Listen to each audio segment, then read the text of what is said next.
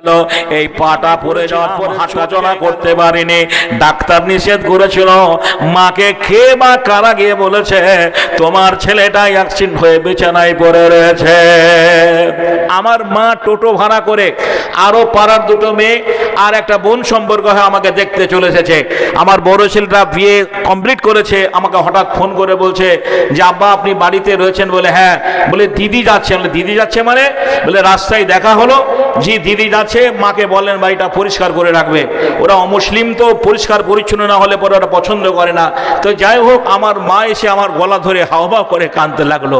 বলছে বেটা মিলন, তুই কি দুঃখে মুসলমান হয়েছিস? হায়রে, এতটুকু একটা ছোট্ট তালপাতার কুড়ো ঘরে, আমার মাটির দেওয়াল উপরে টালের ছাউনি, বলছে এই ছোট্ট একটা ঘরে এতগুলো ছেলে মেয়ে নিয়ে থাকিস কি করে?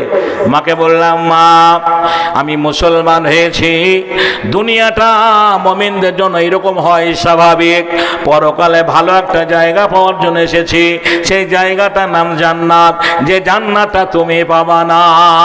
তা আমার মা বলছে তোর জান্নাত তুই জল খাগা। হায়রে, বাড়ি করতে পারিস না, আমাদের বাড়িতে বাস করার লোক নাই। আমি বাবার একটাই ছেলে, আপনারা জানেন কি জানেন আমি বাপের একটাই ছেলে, আর আমার ভাই নেই। দুটো বোন তাদের বিয়ে হয়ে গেছে, বাবা মা দুজনেই বেঁচে আছেন।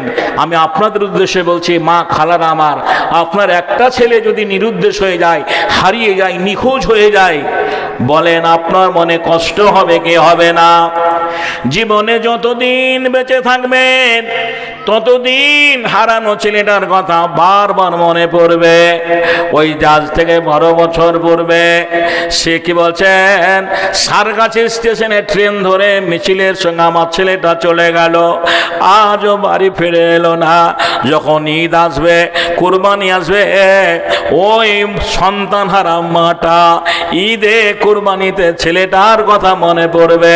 আমি কোন মায়ের সন্তান, ওয়াল্লাহে আমি কথা দিচ্ছি রে মা, আমি হিন্দুর ছেলে কেন মুসলমান হলাম, ইসলামের কাছে আমি কি পেয়েছি এটাই আপনাদের সামনে বলবো। তবে একটা কথা, এটা মসজিদের জলসা, সকালবেলায় প্যান্ডেলওয়ালা টাকা নেবে, মাইকওয়ালা টাকা নেবে, জেন্টওয়ালা টাকা নেবে, লাইটওয়ালা টাকা নেবে, বক্তাদেরকেও টাকা দিতে হবে। তার মাঝে সুবহানাল্লাহ, এটা আল্লাহর ঘর, আল্লাহর ঘরের জন্য আজকের মহতি জলসা।